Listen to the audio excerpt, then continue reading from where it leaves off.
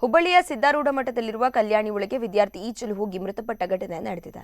ಇಂದು ಮುಂಜಾನೆ ಸಿದ್ದಾರೂಢರ ಮಠದ ಕೆರೆಯಲ್ಲಿನ ಶ್ರೀ ಗುರುನಾಥರೂಢರ ಪೂಜೆಯನ್ನ ಸಲ್ಲಿಸಲು ಹೋಗಿದ್ದ ವಿದ್ಯಾರ್ಥಿ ಈಜಲು ಹೋಗಿ ಮೃತಪಟ್ಟ ಘಟನೆ ನಡೆದಿದೆ. ಮೃತಪಟ್ಟ ವಿದ್ಯಾರ್ಥಿ ಹಲವು ವರ್ಷಗಳಿಂದ ಸಿದ್ದಾರೂಢರ ಮಠದಲ್ಲಿ ವಿದ್ಯಾಭ್ಯಾಸ ಮಾಡುತ್ತಿದ್ದ ಉಮೇಶಪ್ಪ ಜಾಳಿಹಾಳ ಎಂದು ತಿಳಿದು ಬಂದಿದೆ. ಸುದ್ದಿ ತಿಳಿಯುತ್ತಿದ್ದ ಹಾಗೆ ಸ್ಥಳಕ್ಕೆ ಸಿಬ್ಬಂದಿ ಬಂದು ಮುಳುಗಿದ್ದ ಉಮೇಶಪ್ಪನನ್ನ ಕಿಮ್ಸ್ ಆಸ್ಪತ್ರೆಗೆ ಕರೆದೊಯ್ದರು. ಆದರೂ ಕೂಡ ಉಮೇಶಪ್ಪ ಕಲ್ಯಾಣಿಯಲ್ಲಿಯೇ ಮೃತಪಟ್ಟಿದ್ದ ಹಳೆ ಹುಬ್ಬಳ್ಳಿಯ ಪೊಲೀಸ್ ಠಾಣಾ ವ್ಯಾಪ್ತಿಯಲ್ಲಿ ಘಟನೆ ನಡೆದಿದ್ದು ಪೊಲೀಸರು ಸ್ಥಳಕ್ಕೆ ಭೇಟಿ ನೀಡಿ ಪರಿಶೀಲನೆ ನಡೆಸಿದ್ದಾರೆ.